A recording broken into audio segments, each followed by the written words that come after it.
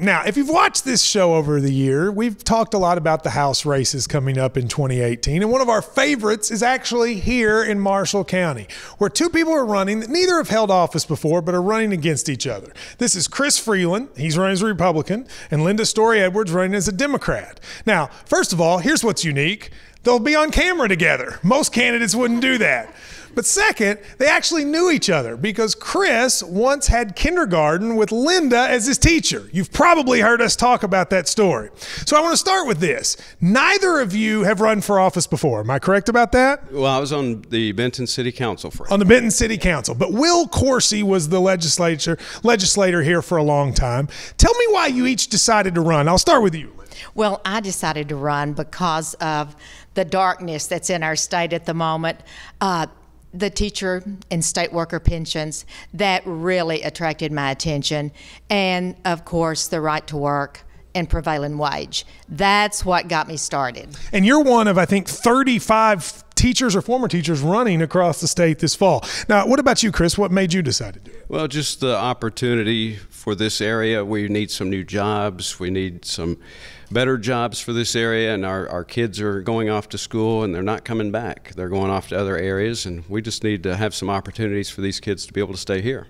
Now, Chris is also in radio, so I know something about that. Now, when you decided to run, did you think about who your opponent would be? Specifically, did you think that you might have to run against your former kindergarten teacher? No, I did not. I was really just focused on the primary at the time, and I've known Miss Linda here for, as we said, for many, many years, and I got to know the other candidates running on the Democrat side and all the good people.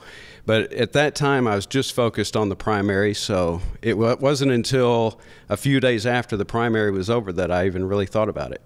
Now, you had him in school. First of all, what was he like as a kindergartner? He was a very nice, quiet young man. And he still seems like a nice young man. Is it weird to have one of your former students as an opponent? Well, it is, and I have to admit, he filed his papers first. Oh, actually, well, you can't. So you're the one. I'm the one, yes. Now, we see so much animosity in politics. People, if they run against each other, they seem to hate each other. But I've been around you all today. You seem to both genuinely like each other. I will never have any animosity toward Chris Freeland.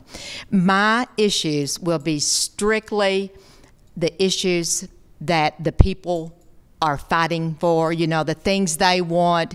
If we have an issue, it will be Republican, Democrat. It will not be Chris Freeland and Linda Edwards. Chris, do you agree with that? Oh, wholeheartedly. It's the issues that are important. I mean, we got to put these people here first and foremost, and, political bickering, put that aside.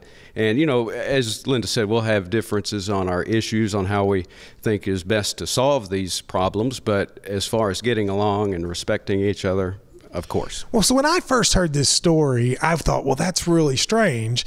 But now that I've been around you all, I actually think, leaving the issues aside for a second, this is sort of how politics should be. I mean, should be people, you disagree on things, maybe on the pensions, maybe on right to work, but you still are friendly. Isn't that sort of how it should be? It should be. I think the world would certainly be better off if it was. And maybe it'll start something, hopefully so. Do you hope that you guys can be sort of a model for these races all over the state? Oh, I definitely hope we can be a role model. There's been so much controversy and just out and out anger. And I hope they can look at us and say, hey, maybe that's going to work and we can do that. All right, I'm going to make you both promise me this. One of you is going to win. When you get to Frankfort, will you both commit to trying to do this same feeling of sort of bipartisanship once you win and are in office? When I win, I can work across the aisle. She said, when I win. What about you? I'm just positive. I understand. Of course. I have friends and supporters on both sides of the fence, and you just got to do what's best. Regardless of which party benefits from your decision, you've just got to do what's best for the people. Well, whoever wins this race, I do think this is a good model for hopefully something we'll see on a lot bigger scale.